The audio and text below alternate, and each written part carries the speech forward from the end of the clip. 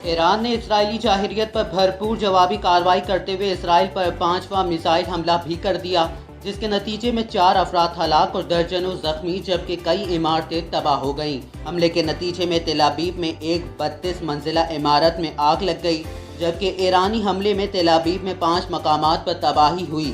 اسرائیلی media کا دعویٰ: ایران کی جانب سے اسرائیلی جارحیت کے جواب میں تل ابیب سمیت اسرائیل کے دیگر مقامات پر کامیاب میزائل حملے کے بعد ایرانی عوام جشن منانے سڑکوں پر نکل آئے۔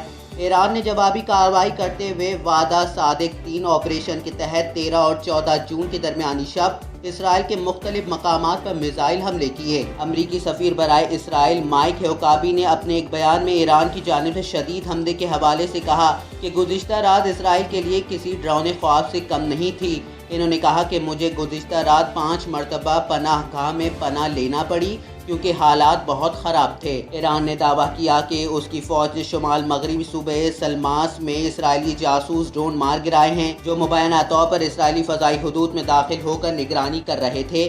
ایرانی سرکاری میڈیا کے مطابق یہ ڈرون ایران کے خلاف فضائی حملے کے بعد بھیجے گئے تھے۔ اس کے ساتھ ہی ایرانی فوج نے اعلان کیا کہ آئندہ مرحلے میں اسرائیل پر تقریباً 2000 میزائل داغے جائیں گے جو پہلے حملوں کے مقابلے میں کہیں زیادہ شدید ہوں گے۔ پاسداران انقلاب نے خبردار کیا کہ جب تک خطرہ موجود ہے کارروائی جاری رہے گی۔ ایران کے سپریم لیڈر آیت اللہ خامنائی نے اسرائیل پر ایران کے جوابی حملے کے بعد سماجی رابطے کی ویب سائٹ ایکس پر پیغام دیا کہ صہیونیوں کے لیے زندگی ضرور تلخ ہو جائے گی۔